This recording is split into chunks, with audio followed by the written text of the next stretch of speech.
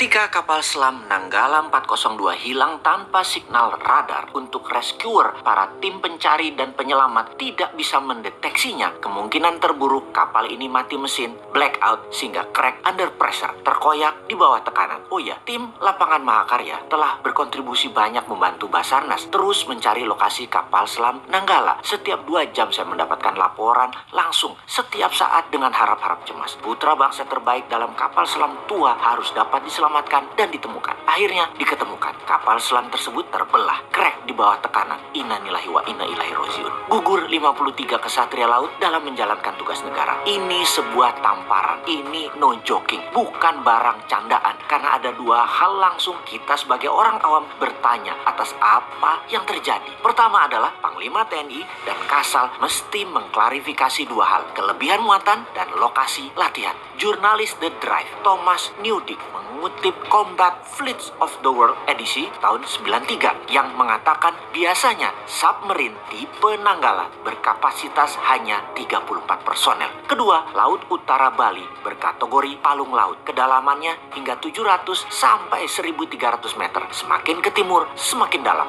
Arus bawah lautnya deras dan kuat. Tempat latihan TNI AL dan kapal selam bukan di situ, tapi di perairan Situbondo, Banyuwangi, sampai utara Singaraja. Submarine Nuclear Power Fleet Excalibur Royal Navy's Astute kelas yang sanggup beroperasi di bawah 300 meteran aja tidak berani ke sana. Kapal selam Rusia terbaru dengan tenaga nuklir Yesen class bisa melakukan safe depth di 450 meter dan tidak berani lebih dalam dari itu. Kok bisa-bisanya KRI Nanggala angkut 53 orang dan latihannya di zona berbahaya? Wahai Panglima dan Kasal, mohon dijawab ya, apa yang terjadi kemudian? Sistem pertahanan Indonesia jadi dikesankan terlemah di Asia Tenggara, bukan hanya omongan di warung kopi. Memang lemah, seakan dalam 7 tahun ini tidak mendapatkan porsi yang sepadan. Sepertinya loh ya, bahkan Menteri Pertahanan dipertanyakan status ke-TNI-annya, hingga kemampuan Panglima TNI di dalam strategi membangun kekuatan pertahanan juga dipertanyakan. Sahabat, untuk meringkas masalah kapal selam Nanggala 402, jangan jauh-jauh melihatnya seperti para pengirim berita hoaks yang mengatakan diserang drone bawah laut Tiongkok lah, ditorpedo lah, ada kapal selam Perancis lah menyerang, ada perang laut akan terjadi, sabotase.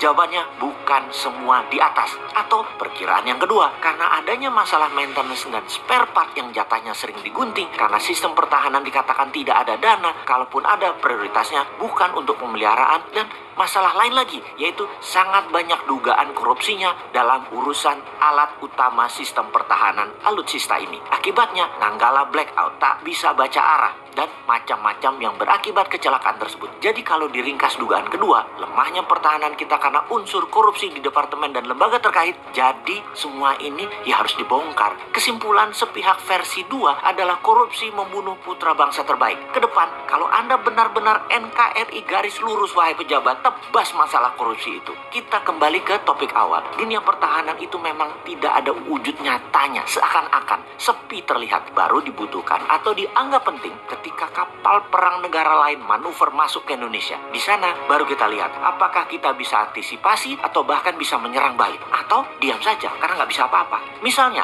Australia dari Port of Darwin mengirim jet tempurnya lewat Christmas Island menyerang Jakarta dalam 30 menit. Bisakah diintersep serangan tersebut? Malaysia dari Sarawak serang Balikpapan. Pangkalan mana yang bisa menghalangi serangan udara tersebut? Atau kota Medan diserang oleh Thailand. Pangkalan mana yang bisa menahannya? Jangan-jangan dalam waktu 2 jam setelah negara agresor berangkatkan pasukan tempurnya, kota yang ditarget tersebut rata tanah sebelum bisa diintersep oleh pasukan kita. Bayangkan, alat-alatnya tua semua, sisa-sisa orde baru pun masih ada. Maintenance perawatannya hanya gonta-ganti spare part yang selalu terlambat. Indonesia ini negara maritim, angkatan lautnya harusnya terkuat di dunia. Namun miris, pencurian hasil laut oleh negara lain masih terjadi di banyak laut di Indonesia. Puncaknya kapal selam Nanggala 402 beserta kesatria lautnya gugur. Industrial military complex harusnya ada di Indonesia saat ini. Selain untuk secara fisik mengendalikan wilayah Indonesia, juga membuat efek gentar negara lain. Lalu sebagai syarat mutlak, semua harus diproduksi dalam negeri. Indonesia harus menambah kekuatan perang dan pertahanan, juga bentuk perang non-militer harus juga dikuatkan 10 kali lipat dari saat ini. Seperti informational warfare, trade warfare, biological warfare, digital IT warfare, dan banyak lagi bentuk perang modern harus kita kuatkan kalau Indonesia mau menjadi negara superpower. Itulah mengapa New Mind akan merubah Departemen Pertahanan menjadi Departemen Perang. Dari defense menjadi offense. Itu semua adalah kebijakan luar negeri, ofensif. Itulah sebabnya kalau sistem bernegaranya yang diagungkan adalah old mind yang hanya bisa berhutang, itu saja pikirannya. Itu old mind berpendapat itu kuno. Membangun perlu dolar itu kuno. Membangun perlu asing itu kuno. Untung kalian punya ribuan buzzer yang dibayar miliaran.